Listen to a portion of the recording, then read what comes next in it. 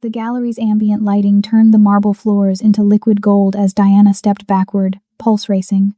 Dixon's hand caught her elbow with practiced pressure, his polished smile masking the fury underneath. "We're not finished talking." Her gaze swept the room of donors and collectors in their tailored finery. That's when she saw him, a man who didn't merely attend the charity gala. He possessed it. Sharp cheekbones, obsidian eyes, power wrapped in a three-piece Brioni suit. Without calculating consequences, Diana moved forward and crossed an irreversible line. She wrapped her arms around the stranger's neck and kissed him. His entire body went taut beneath her touch, breath stopping like a held trigger. The men flanking him shifted closer, hands disappearing inside jacket folds. She felt his lips curve against hers, felt the dangerous amusement in his whisper.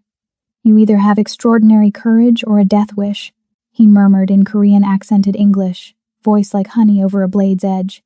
"Which one should I believe?" Dixon advanced through the crowd, polite veneer cracking into territorial rage. The stranger's hand settled possessively on her waist. "Warm, solid, claiming, breathe," he commanded softly, his mouth still inches from hers. "And tell me very quickly, should I have security escort him out, or would you prefer I make this personal?" Security? Who the hell had she just kissed? Diana Fisher had learned young that survival meant making yourself small, unthreatening, safe. Tonight, she'd just made herself his. What happens when one desperate kiss binds you to the most dangerous man in the city? When protection comes with a price written in shadows? Diana's about to discover that escaping one cage might mean choosing another one with velvet walls and a lock only Kang Min-jun holds the key to. The kiss was just the beginning. The protection? That comes with consequences. Subscribe now to follow Diana's journey from desperate escape to dangerous devotion. The moment Dixon disappeared into the crowd escorted by two stone-faced men in black, Diana's knees nearly buckled. The stranger's hand remained at her waist, steady as an anchor in a storm she'd created herself. "Walk with me," he said. Not a request. She walked. Through the gallery's private corridors, past security that melted aside without a word, into an elevator that required no button press. The chrome doors reflected her flushed face beside his impassive one. Diana's mind raced through fragments of overheard conversations, whispered warnings from other gallery assistants. Kang Min-jun. That's Kang Min-jun. Art collector. Philanthropist. And if the rumors were true, crime lord. The penthouse office spread before them like a kingdom of glass and steel, the city glittering 40 floors below. Min-jun shrugged off his jacket, draping it over a chair with casual precision. When he turned to face her, his expression had shifted from amused to calculated. "Do you know what you did tonight?" His voice carried the same dangerous silk from earlier. "I kissed you." Her voice came out smaller than intended. "You claimed me." He stepped closer, each movement deliberate. "In front of my associates, in front of your ex-fiancé, in front of 200 witnesses who will talk." His head tilted, studying her like art he was considering acquiring. "That kiss was a contract, Miss Fisher, whether you understood the terms or not." Her breath caught. "How do you know my name? I own 3 galleries in this city. I know everyone who works in them." He moved to the bar, poured 2 glasses of something amber. "The question is, do you understand what you've purchased with that performance?" "Performance?" Anger flared through her fear. He was going to... I know exactly what he was going to do. Min-jun handed her a glass, his fingers brushing hers. "Dixon Rothschild." Old money, new debts, fragile ego, the worst combination. He took a slow sip. "But you didn't just escape him tonight. You bound yourself to me." The weight of it settled over her shoulders. "I expect loyalty," he continued, voice dropping lower. "Complete honesty. And in return," he pulled a business card from his pocket, followed by a key. "You call me when you need me. And you won't spend another night in that apartment 3 blocks from his townhouse." Diana stared at the key, platinum and heavy. "I don't. You do now." He pressed both into her palm, his hand closing over hers. "Exclusive building, doorman security, top floor. Consider it payment for services rendered." "I'm not a..." "No," he interrupted, voice sharp as broken glass. "You're a woman who had the courage to take what she needed. Most people never do." His thumb traced her knuckles. "The apartment is yours. No conditions. My number is yours. One condition. What condition? His eyes locked onto hers. Obsidian and absolute. When I call, you answer. When I claim you were mine tonight, you don't contradict me. And when your ex-fiancé tries again, and he will, you call me first. He released her hand. That's the contract you signed with your lips. Diana Fisher. She should run. Should throw the key back at him. Should call the police. Instead, she closed her fist around the platinum key and felt something like freedom for the first time in 3 years. What's the address? Minjun smiled. Not kindly, but honestly. I'll have my driver take you there now. Your things will arrive by morning. He turned toward the window, dismissing her with kingly ease. Welcome to the contract, Miss Fisher. Try not to break the terms. Diana walked to the elevator on trembling legs, the key burning in her palm like a promise. Or a chain. Maybe both. The email arrived at 9:47 a.m., 3 days after Diana moved into the penthouse apartment with its floor-to-ceiling windows and silence so profound it felt like luxury itself. Subject: concerns regarding Miss Fisher's professional conduct. Her hands shook as she read Director Chen's carefully worded summons.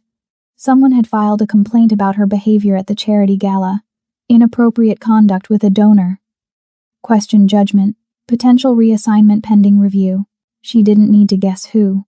By noon, 2 major collectors had mysteriously withdrawn their consignments from exhibitions Diana had spent months curating. By 2 p.m., she'd overheard junior staff whispering about her involvement with dangerous men. By 4, her assistant had been quietly reassigned. Dixon wasn't coming for her body this time. He was dismantling her career, piece by surgical piece. Deanna stood in the gallery's storage room, surrounded by crated paintings worth millions, and felt the walls closing in. She'd escaped his control only to watch him destroy everything she'd built. Her phone felt heavy in her pocket, the number she'd been given, the contract she'd signed with her lips. Her fingers moved before her pride could stop them. He answered on the first ring. Deanna. Minjun's voice carried that same dark honey tone, as if he'd been expecting her call. He's trying to ruin me. The words tumbled out, raw and desperate. Not physically, but professionally. My director received complaints. Collectors are pulling out. My assistant was reassigned this afternoon. She pressed her palm against a crate to steady herself. He's destroying my reputation. Silence stretched for 3 heartbeats. Where are you? Minjun asked, voice dropping into something colder. The gallery storage room, 5th floor. Stay there. I'll handle this. How can you? The line went dead. 20 minutes later, her phone buzzed with a text from an unknown number, a screenshot of financial documents. Dixon's investment portfolio, his family trust distributions, his club memberships and board positions, each one highlighted in red with 2 words beneath. Leverage identified. Her phone rang again. Minjun. Put this on speaker, he commanded. You should hear how contracts are enforced. Before she could respond, the line clicked. A 3-way call. Dixon's voice came through, irritated and smug. Who the hell is this? The man whose woman you're currently sabotaging. Minjun's voice could have cut diamonds. Dixon Rothschild. Born to old money, drowning in new debt. Shall I list your creditors, or would you prefer I discuss the margin calls you've been dodging? Silence. Then. You can't. I already have. Each word landed like a blade. Your primary investment account will be frozen within the hour for suspected fraud. Anonymous tip. Very credible. Your family's trust will receive documentation of your rather creative expense reports. And that board position you're so proud of? I'm having dinner with Chairman Walsh tonight. He owes me favors. This is illegal. So is blackmail. So is professional sabotage. So is harassment. Minjun's voice never rose, never wavered. Here's what happens now. You will call Director Chen and withdraw your complaint, citing a misunderstanding. You will personally contact every collector you've poisoned against Miss Fisher and reverse your recommendations. You will disappear from her professional life as completely as you've disappeared from her personal one. And if I refuse, then I don't freeze your accounts, I empty them. I don't tip off the trust, I audit it. I don't speak to Walsh, I buy his company and fire you myself. A pause, loaded with dark promise.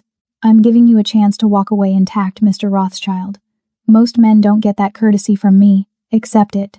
The line went dead. Diana stared at her phone. Heart hammering. Minjun's voice returned. Private line restored. He'll comply within the hour. The complaints will disappear by morning. A beat. Are you all right? She should be horrified. Should be terrified of what she'd just witnessed. Instead, she felt the walls expanding, the air returning to her lungs. I'm all right, she whispered. Good. My driver will collect you at 6. We need to discuss the terms of protection more thoroughly. His voice softened, just slightly. And Diana? Next time he moves against you, call me before he draws blood. That's what the contract means. The line went silent. Diana sank against the crate, Minjun's card still clutched in her hand, and realized she wasn't afraid of him. She was afraid of how safe he made her feel. The restaurant had no sign, no windows, just a steel door in an alley that opened into understated elegance. Private booths lined with soundproof panels. Waitstaff that moved like shadows. Minjun guided her to the back corner with his hand at the small of her back, proprietary and warm. No one listens here, he said, pulling out her chair. No recordings, no witnesses. Just truth. Diana settled into the leather seat, hyper-aware of the security cameras she couldn't see and the men she knew were watching. The wine he poured was older than she was, the label French and unpronounceable. Why did you really help me? The question escaped before her courage could fail. Men like you don't intervene without reason. Minjun's fingers traced the stem of his glass, his gaze distant for the first time since she'd met him. When I was 23, I was in love. Her name was Ji-yeon. His voice carried an old wound, scarred but still tender. She was a violinist. Brilliant, kind, everything I wasn't. He took a slow sip. A rival, someone who wanted what I was building, decided the best way to hurt me was through her. Diana's breath caught. He didn't kill her. That would have been mercy. Minjun's jaw tightened. He destroyed her hands, crushed every bone, made sure she'd never play again, never create again, made sure I'd see the destruction every time I looked at her. His eyes lifted, meeting hers with brutal honesty. She left me 6 months later. Said she couldn't bear being the weapon someone used against me. Minjun. I watched a man use power to control and destroy someone gentle, someone talented, someone who'd done nothing except exist near me. He leaned forward, voice dropping to that dangerous whisper. I swore I'd never allow it again. Not to my mother when my father's enemies came for her. Not to my sister when men thought they could leverage her for access to me. His hand reached across the table, covering hers. And not to you when I saw that bastard's grip on your arm. Diana's throat tightened. You don't even know me. I know the look in your eyes. I've seen it before. His thumb brushed her knuckles. The same calculation my mother made. The same compromise my sister almost accepted. Safety in exchange for freedom. Survival in exchange for self. The words cracked something open inside her chest. I was going to marry him, she whispered. Not because I loved him. Because he was safe. Stable. Her voice broke. I grew up in a house where the electricity got shut off every winter. Where dinner was whatever didn't spoil. Where my mother worked 3 jobs and still couldn't keep us fed. She pulled her hand back, wrapping both around her wine glass like a lifeline. Dixon was old money, old stability, and I thought if I could just be small enough, agreeable enough, perfect enough, I'd never be cold or hungry again. But you were suffocating. Every single day. Tears burned behind her eyes. He controlled where I worked, who I saw, what I wore, and I let him because I was terrified that if I left, I'd end up back in that house with the shut-off notices and empty refrigerator. She looked up, meeting Minjun's gaze. That kiss wasn't brave. It was desperate. I was drowning and you were the only solid thing in the room. Minjun stood, moving around the table with lethal grace. He pulled her to her feet, his hands framing her face with unexpected gentleness. You think desperation isn't brave? His voice was rough velvet. You think survival isn't courage? He tilted her chin up. You chose risk over safety. You chose the unknown over the familiar cage. That's the bravest thing most people never do. You're a criminal, she breathed. Yes, no hesitation, no apology. But I'm an honest one. And I'll never make you small to keep you safe. His forehead touched hers. That's my promise, Diana. You'll never be cold or hungry or controlled again. Not while I'm breathing. She should push him away. Should run. Instead, she let herself believe him. Min-jun's phone vibrated against the table 3 times in rapid succession.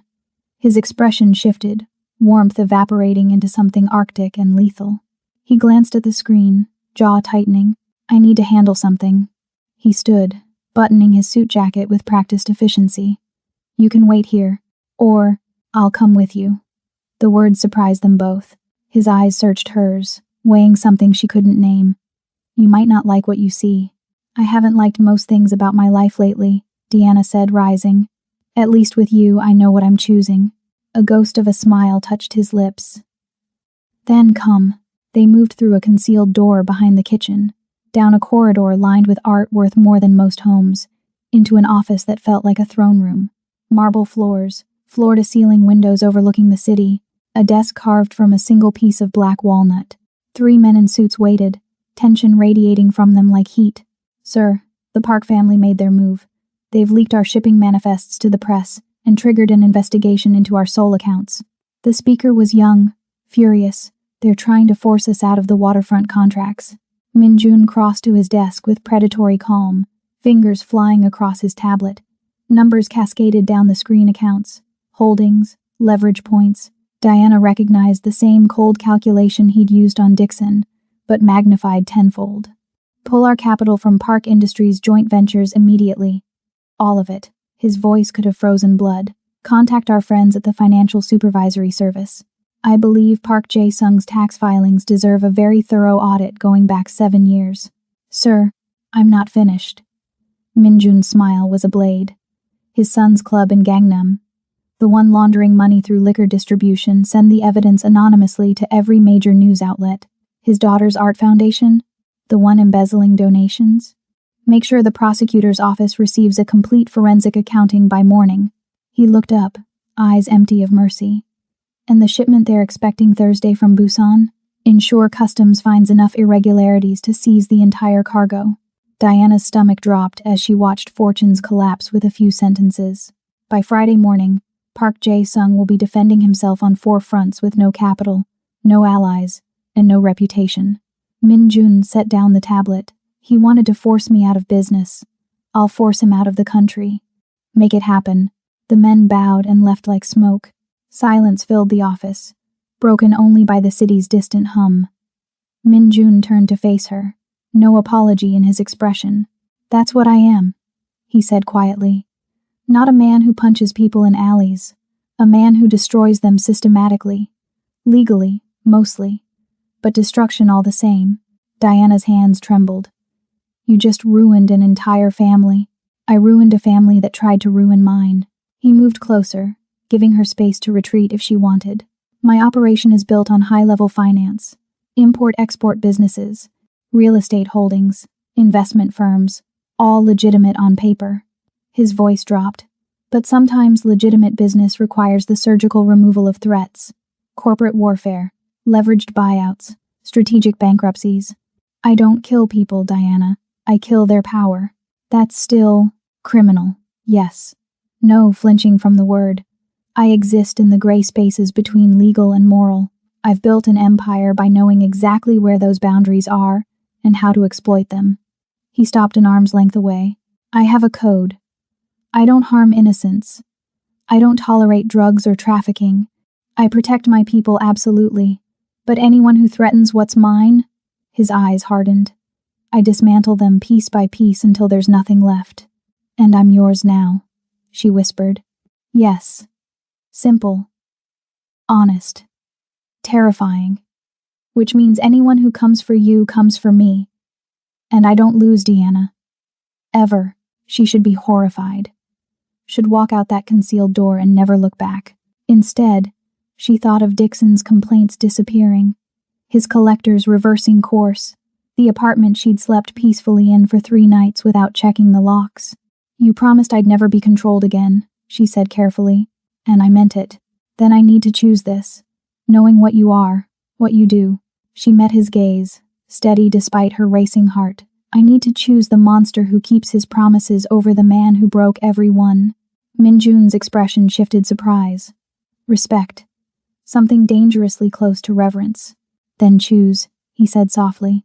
Diana closed the distance between them and kissed him. This time, It wasn't desperation. It was acceptance. She just kissed the monster. Now she has to live with him. When you choose the villain over the hero, when protection means accepting darkness, when love requires compromising everything you thought you believed, that's when the real story begins. Diana's made her choice. But choosing Minjun's world means living in it. And his world doesn't forgive hesitation. Subscribe now for the rest of the story. The gallery was closed. Lights dimmed to soft halos that made the paintings glow like windows into other worlds. Minjun led her through the space with his hand at the small of her back, past Rothkos and Basquiat's. Abstract expressions of violence and beauty captured on canvas. "This is my favorite collection," he said, stopping before a massive painting swirls of crimson and gold that looked like passion or bloodshed, depending on how the light struck it. "Most people see chaos. I see control barely contained." Diana studied the brush strokes, the aggressive slashes of color. "It's beautiful and terrible at the same time, like recognizing like," Minjun murmured, his reflection ghosting beside hers in the gallery glass. "That's what you are, you know. Beauty that survived something terrible. Strength wrapped in grace." She turned to face him. "Is that why you helped me? Because you saw yourself?" "No." He stepped closer, the space between them charged and delicate. "I helped you because in that moment when you wrapped your arms around me and claimed me in front of everyone, I saw someone who refused to be a victim. Someone who took what she needed." His hand lifted, fingers tracing her jawline with reverence. "I've built an empire on taking what I need. But you did it with nothing but courage and desperation. That's real power, Diana." Her breath caught. "I'm not powerful. I'm terrified." "Of me?" "No." The truth spilled out before she could stop it. "Of this.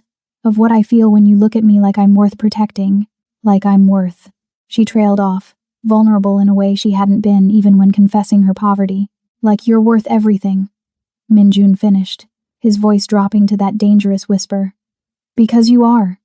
He cupped her face with both hands, forcing her to hold his gaze. "I fell in love with you the moment you kissed me. Not because you were beautiful, though you are.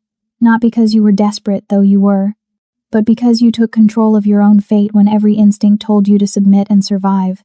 Minjun, I've loved exactly twice in my life," he continued, raw honesty replacing his usual control. "Jiyan, who was gentle and kind and broke under the weight of my world, and you who looked at my darkness tonight and chose it anyway." His thumb brushed her lower lip. "You recognized your own fire, didn't you? Saw that we're the same underneath everything else." Tears burned her eyes. "I'm not like you." "Yes, you are. Absolute certainty. You survived poverty by being small. I survived violence by being dangerous.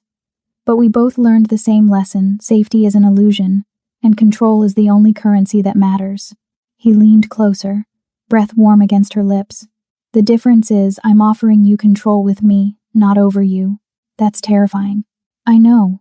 His forehead touched hers. "Love me or leave me, Diana. But don't lie to either of us about what this is."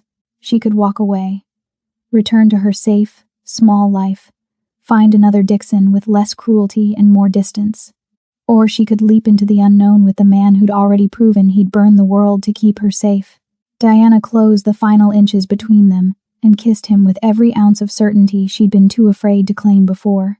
Minjun's arms wrapped around her, pulling her flush against him, the kiss deepening into something that felt like falling and flying simultaneously. "Take me home," she whispered against his mouth. "My penthouse or your apartment? Ours." The word settled between them, a promise and a surrender. "Take me to ours." Minjun swept her into his arms with effortless strength, carrying her through shadows and spotlights, past millions of dollars in art that couldn't capture what was happening between them. His driver materialized without being called. The car ride blurred into heated kisses and whispered confessions. The penthouse doors closed behind them with soft finality. When Minjun laid her on their bed, his eyes held a question and a warning. "This isn't temporary," he said, voice rough with restraint. "Once I have you, I keep you. That's who I am." Diana pulled him down to her, done with fear and hesitation. "Then keep me," she breathed, "and let me keep you." The city lights painted them in silver and shadow as they chose each other with hands and mouths, an absolute, terrifying devotion. Some leaps required closing your eyes. This one required opening them. Detective Sarah Park waited outside the gallery on a Tuesday morning, her badge catching sunlight like a warning. She was Korean American, mid-30s, with eyes that had seen too much and forgiven too little. Miss Fisher, 5 minutes of your time. Diana's stomach dropped, but she nodded. They walked to a coffee shop 2 blocks away, neutral territory that felt anything but safe. I'll be direct, Park said, sliding a manila folder across the table. Kang Min-jun is the target of a federal investigation. Money laundering through art sales and real estate. Extortion. Racketeering. We've been building a case for 18 months. She tapped the folder. And you're living in an apartment he owns, attending events as his companion, and curating his private collection. Diana's hands trembled around her coffee cup. I'm not involved in... I know you're not. Yet. Park's voice held professional sympathy. But association is enough to destroy your reputation. When we move on him, and we will, everyone connected to Kang Min-jun becomes collateral damage. Your career, your credibility, your future in the art world. She leaned forward. I'm offering you a way out. Cooperate with us. Provide information. Testify if needed. In exchange, we protect you. New identity if necessary. Clean break. You want me to betray him? The words tasted like ash. I want you to save yourself from a criminal. Park's expression hardened. He's not a businessman, Miss Fisher. He's a predator in an expensive suit. Diana opened the folder with shaking hands. Financial documents, surveillance photos, transaction records that painted Min-jun's empire in stark, damning detail. And at the bottom, a newspaper article dated 3 days ago. Prominent businessman Dixon Rothschild faces federal fraud charges. Her vision blurred as she read. His investment firm collapsed overnight. Clients discovered their funds had been systematically embezzled. The SEC had seized all assets. He was facing 20 years in federal prison. Convenient timing, Park said quietly. Your ex-fiancé destroyed the same week you moved in with Kang Min-jun. We don't believe in coincidences. Diana's hands wouldn't stop shaking. She knew. God help her, she knew exactly what had happened. Think about what I've said. Park stood, leaving a business card on top of the folder. Call me when you're ready to choose your own life over his. The apartment felt different when Diana returned, like walking into a crime scene she'd been living in all along.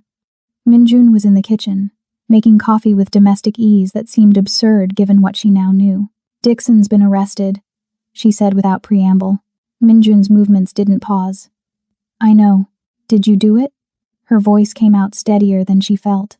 He turned, meeting her gaze with that brutal honesty she'd come to expect. Yes, the embezzlement, the fraud charges, some of it was already there. He's always been sloppy with other people's money.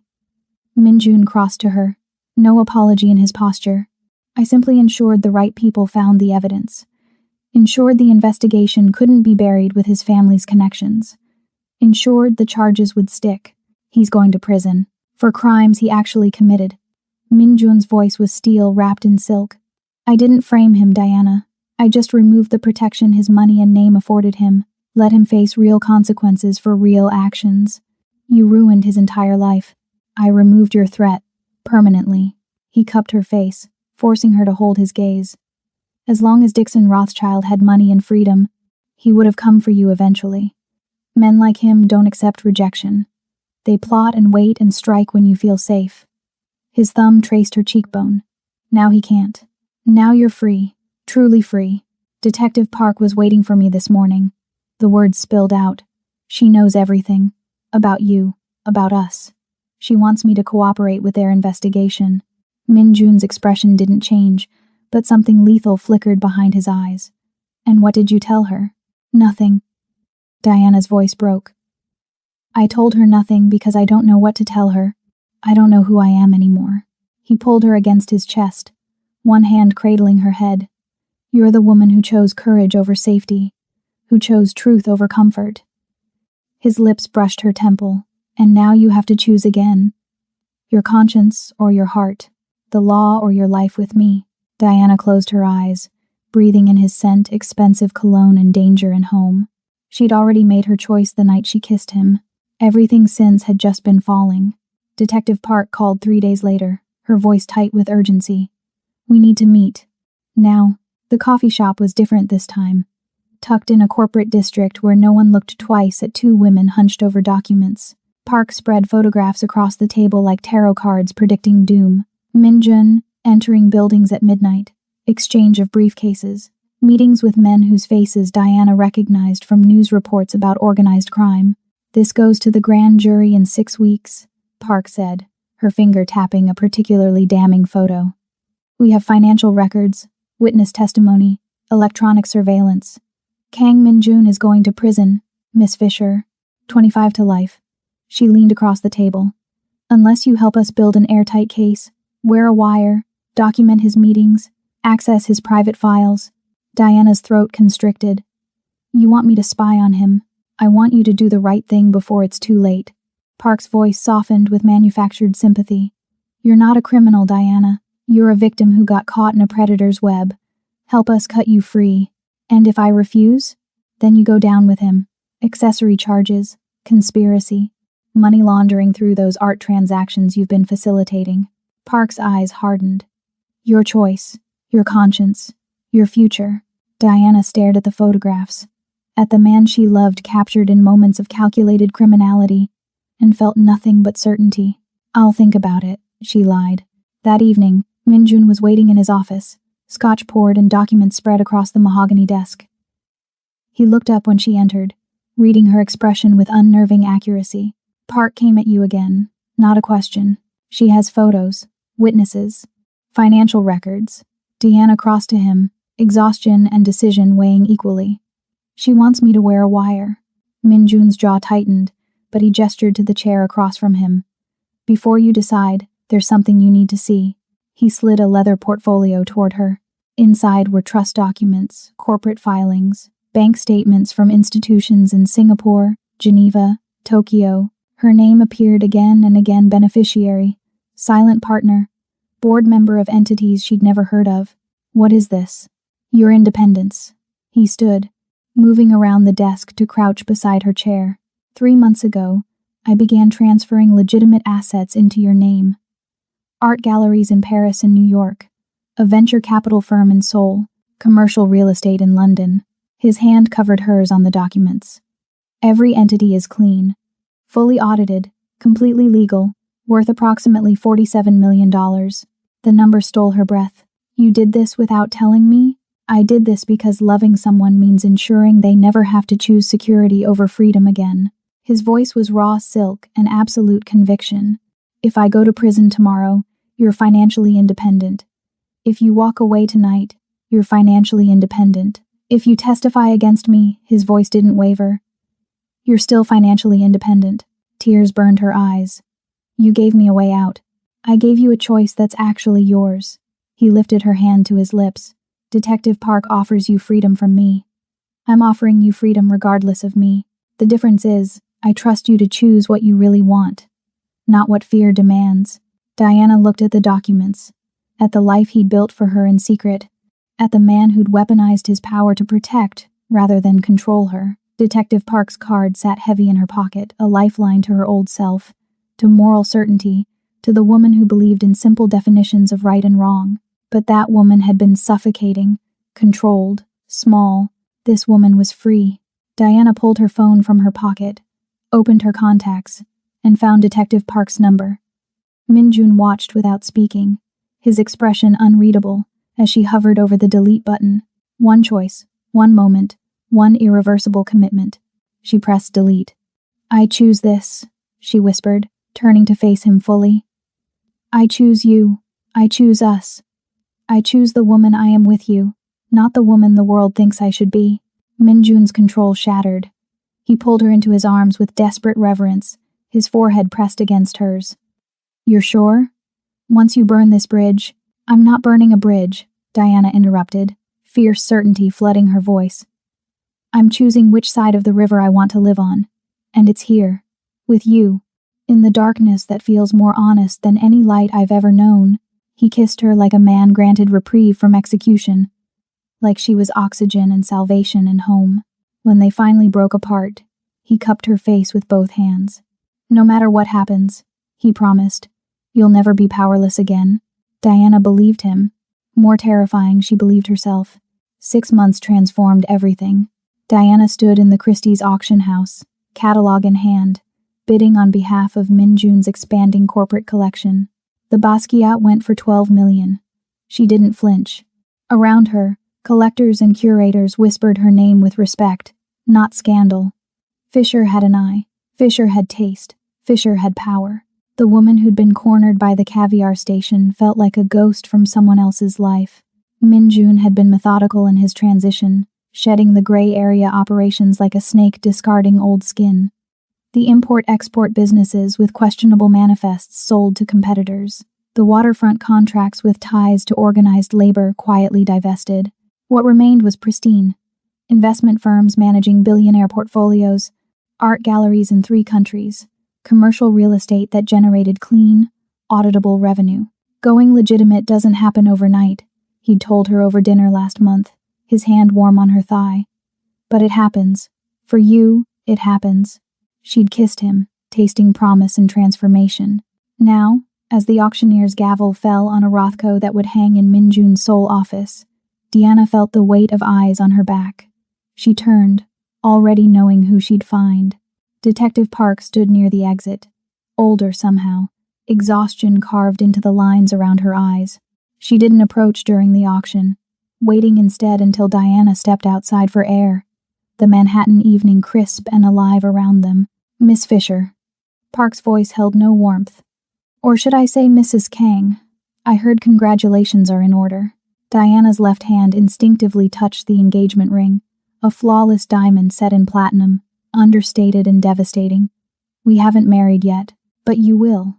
Park moved closer, her badge no longer visible but her authority unchanged. I wanted to see for myself, the woman who chose a criminal over her conscience, over justice. You wanted to see if I regret it. Diana met her gaze without flinching. I don't. He destroyed a man's life, multiple men's lives. He destroyed men who abused their power. Diana's voice was steel wrapped in silk, an echo of the man who taught her strength could be quiet. Dixon Rothschild embezzled millions from people who trusted him. The Park family laundered money and trafficked weapons. Minjun didn't create their crimes, he just ensured they faced consequences. That's not how justice works. Your justice wanted me to stay small and afraid, Diana said, each word measured. Your justice offered me protection in exchange for betrayal. Your justice would have kept me dependent on systems that have never protected women who look like me. She stepped closer. No longer the desperate woman Park had tried to save. I chose differently. You chose a criminal. I chose my own life. Diana's voice rang with absolute certainty. I chose strength over submission. I chose a man who gave me power instead of one who demanded I surrender it. I chose my own protector, instead of waiting for a system that's never protected me. Park's expression hardened. The investigation isn't over. We're still watching him. Watching you. Then watch, Diana said calmly. Watch me build a career I actually control.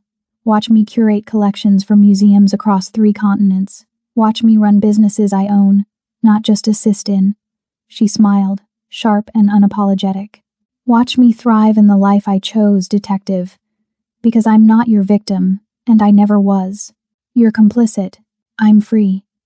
Diana turned toward the waiting car where Minjun stood, his eyes on her with the same intensity from that first kiss. There's a difference. She walked away from Detective Park for the last time, her heels clicking against pavement, her spine straight, her conscience clear in ways that had nothing to do with the law and everything to do with truth. Minjun opened the car door, his hand finding hers immediately. Park? She wanted to see if I'd changed my mind. And have you? Diana looked at him, the man who'd given her wealth, power, protection, and most importantly, choice. The criminal who'd been more honest than any lawful man she'd known. The beast who'd recognized her beauty when she'd forgotten it existed. Not even slightly, she whispered. He pulled her into the car, into his arms, into the life they were building together from shadows and silk and absolute terrifying devotion. Detective Park watched the car disappear into Manhattan traffic, her case files gathering dust, her conviction unwavering but irrelevant. Some women chose safety. Diana Fisher had chosen power, and that made all the difference. The gallery looked different, empty, its marble floors reflecting ambient light like liquid gold, exactly as they had the night Diana's life fractured and reformed around a single, desperate kiss. Minjun had rented the entire space for the evening.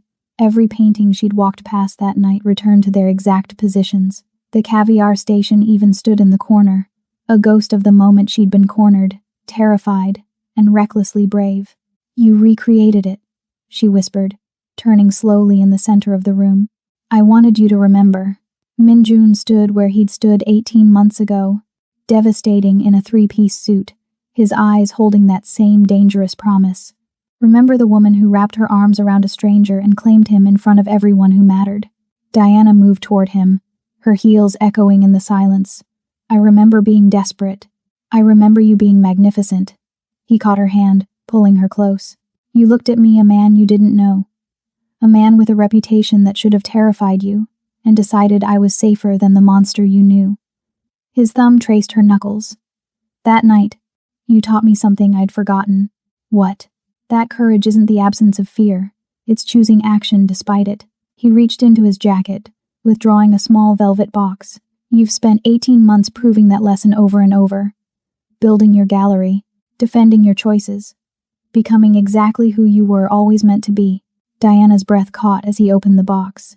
The ring was extraordinary, an Art Deco sapphire surrounded by diamonds, the setting custom designed to echo the curves of a Klimt painting they'd purchased together. Dark and light, beauty and danger, perfectly balanced. "This stone is from a 1922 brooch," Minjun said softly. "The era when women first started claiming their own power, their own independence, their own destinies." He dropped to one knee, his hand steady, his eyes absolute. "Marry me, Diana Fisher. Not because I saved you, not because you owe me anything, but because we chose each other in the darkness and built something that can stand in the light." Tears blurred her vision. "Yes, God, yes." He slid the ring onto her finger, then rose and kissed her with the same consuming intensity from that first night. Possession and devotion and promise wrapped into one perfect moment. 3 years later, Diana stood in her own gallery, Fisher Contemporary, a pristine space in Chelsea funded entirely by the trusts Minjun had established. The walls held emerging artists she'd discovered, invested in, championed. Her name appeared in Art Forum and The New Yorker, always accompanied by words like visionary and fearless. Minjun waited by the window, his reflection ghosting beside a Rothko that reminded her of blood and gold and transformation. His empire was spotless now, investment firms managing billions, art collections spanning continents, real estate holdings that generated wealth without shadows. "Thinking about that night?" he asked, sensing her mood. "Always." Diana moved to his side, their wedding bands catching light. "I kissed a stranger to escape a cage, and somehow found myself free. You freed yourself." He turned her to face him. "I just made sure you had the resources to stay that way." She thought about the terrified woman who'd stood by that caviar station, calculating risks and finding courage in desperation, thought about Detective Park's warnings and Dixon's rage and every voice that had told her to choose safety over strength. "That kiss was the most courageous thing I've ever done," she said quietly. "Not because I chose you, but because I chose to act, to take control of my own fate, instead of waiting for someone else to save me. And look what you built with that courage." Minjun's hand settled at her waist, familiar and claiming. "Your gallery, your reputation, your power." "Our power," she corrected, leaning into him. "I chose the monster who kept his promises, and he chose the woman brave enough to kiss him." Through the window, Manhattan glittered like scattered diamonds, a city of endless possibility, endless danger, endless choice. Somewhere out there, women were still making calculations about safety versus freedom, submission versus strength. Diana hoped they'd find their own monsters, the honest ones, the dangerous ones who gave power instead of demanding surrender. She'd found hers by a caviar station, claimed him with her lips, and built an empire from the ashes of who she used to be. Some love stories began with flowers and poetry. Theirs began with desperation and ended with devotion, and that made all the difference. The penthouse had evolved with them, no longer just Minjun's fortress but their sanctuary. Art from Diana's gallery lined the walls alongside pieces from his original collection. Her books on modern curation sat beside his financial journals, 2 coffee cups on the counter every morning, her lipstick stain on his collar most evenings. Marriage looked like this. Comfortable, complex, and completely theirs. Diana stood at the floor-to-ceiling windows, watching Manhattan wake beneath a winter sunrise. Behind her, Min-jun emerged from the bedroom, already dressed for a board meeting in Tokyo, his movements efficient and familiar. "You're thinking too loudly," he said, wrapping his arms around her waist from behind. "I'm thinking about safety." She leaned into him, her hand covering his. Real safety. Not the kind Dixon promised with his name and money. Not even the kind Detective Park offered with her witness protection. What kind then? The kind we built. She turned in his embrace, her wedding ring catching light. A fortress made of trust and honesty and absolute commitment, where I know exactly who you are, all of it, the light and the shadows, and you know exactly who I am. Min-jun's expression softened in the way it only did for her. The woman who kissed a stranger and changed both their lives. The woman who chose power over pretense. She smiled, fierce and certain. Who married a former criminal and helped him build something legitimate. Who runs her own empire and doesn't apologize for how she got here. "No apologies," he agreed, his forehead touching hers. "Not for what we were, not for what we became, not for what we'll always be to each other." "And what's that?" "Mine, yours, ours." His hands framed her face. "Forever complicated, forever honest, forever safe in ways that have nothing to do with law or convention or anyone else's definition of right." Deanna kissed him, slow and deep, a promise renewed every day since that desperate first touch. When they broke apart, the city sprawled beneath them, 8 million people making their own calculations about safety and risk, love and power, who to trust with their vulnerability. She'd made her calculation 3 years ago by a caviar station. She'd choose the same path every single time. "I have a meeting with the Tokyo investors," Min-jun said reluctantly. "And you have that showing at Fisher Contemporary, emerging artists from Seoul." She straightened his tie, a wifely gesture that still felt deliciously domestic and dangerous. "3 of them are extraordinary. You should see their work when you're back. I'll see them through your eyes first. That's always better." He kissed her forehead, her nose, her lips. "Te amo, Mrs. Kang. I love you too." She watched him gather his briefcase, his phone, his armor of legitimacy and power. "Min-jun?" He paused at the door. "Thank you for being exactly who you are. For never asking me to be small or safe or anything other than myself." His smile could still stop her heart. "Thank you for kissing me when every instinct told you to run. For seeing the man beneath the monster. For building this life with me even when it was terrifying." The door closed behind him, and Diana stood alone in their penthouse, their fortress built on shadows and light, danger and devotion. A single reckless kiss and years of absolute commitment. Her phone buzzed with the day's schedule. Gallery opening, artist interviews, dinner with collectors who whispered her name with respect. Once upon a time, she'd been small and controlled and suffocating. Now she was powerful and free and completely dangerously happy. That kiss had been the beginning. This standing in their home, running her empire, loving the man who'd given her wings instead of cages, this was forever. And forever looked exactly right. Some stories end with happily ever after. This one ends with powerfully ever after. Diana Fisher kissed a stranger and found herself. Min-jun protected her and found redemption. Together, they built a fortress from shadows and light, proving that real safety comes from choosing someone who sees all of you and loves you anyway. Their story is complete, but yours doesn't have to be. Subscribe now to my channel for more stories.